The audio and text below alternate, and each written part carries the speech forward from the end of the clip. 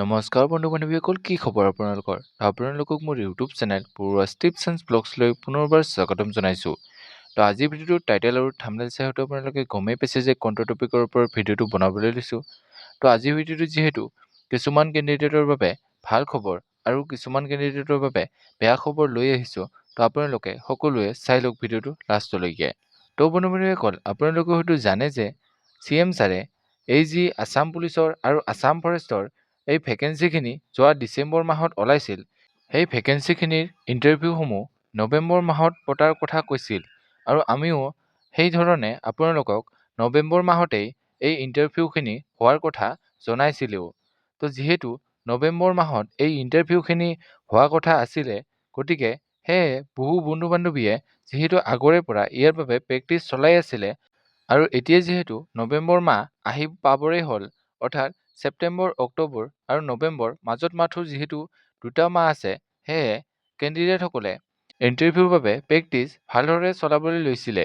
কিন্তু CM ছাৰে আমাক বৰকৈ ঠগিলে, কাৰণ CM ছাৰে যিহেতু এই ইণ্টাৰভিউখিনি নৱেম্বৰ মাহত হোৱাৰ কথা কৈছিলে, কিন্তু এতিয়া CM ছাৰে এই যি ইণ্টাৰভিউসমূহ হ'ব লগা আছে, এই ইণ্টাৰভিউসমূহ 26 চনত অৰ্থাৎ এই বছৰত নহয় বুলি ক'লে আৰু ইয়াৰ ইণ্টাৰভিউসমূহ অহা 27 চনতহে হ'ব বুলি কৈ দিলে।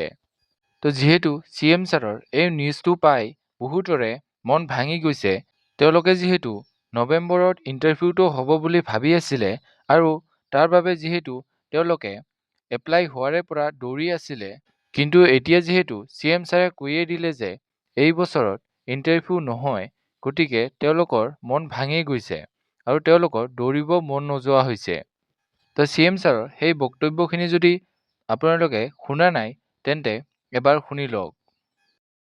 নিযুক্তিৰ প্ৰক্ৰিয়াটোত আমি অকণমান দেৰি কৰিছোঁ, এইটো কাৰণে যে আমি প্ৰথম ভেকেঞ্চিখিনি উলিয়াই ল'ব খুজিছোঁ। ছেকেণ্ড, আপোনালোকক কেইদিনমান পিছত মই ক'ম, প্ৰমোশ্যনবিলাক পেণ্ডিং হৈ আছে। প্ৰমোশ্যনবিলাক যদি নহয়, তলত ভেকেঞ্চি নহয়। আৰু কম পোষ্ট ওলালে ল'ৰা ছোৱালীবিলাকে য'তে যাওঁ তাতে কয়, মামা পোষ্ট বঢ়াই দিয়ক, পোষ্ট বঢ়াই দিয়ক। সেইকাৰণে এই বছৰটো আমি এই বানপানী হোৱাৰ পিছতে খুব প্ৰমোশ্যনবিলাক কৰিব খুজিছোঁ অসম গভৰ্ণমেণ্টত। আপোনালোকে জানে কনিষ্টবলৰ পৰা যদি মানুহজন হাবিলদাৰ নহয়, কনিষ্টবলৰ পোষ্টটো খালী নহয়। সেইকাৰণে ডিচেম্বৰলৈকে আমি প্ৰমোশ্যনবিলাক চেছ কৰিব খুজিছোঁ। ধৰক এডুকেশ্যন ডিপাৰ্টমেণ্টত 1000 হেডমাষ্টাৰৰ পোষ্ট খালী আছে। যদি শিক্ষকজন হেডমাষ্টাৰ নহয়, শিক্ষকৰ পোষ্টটো খালী নহয়।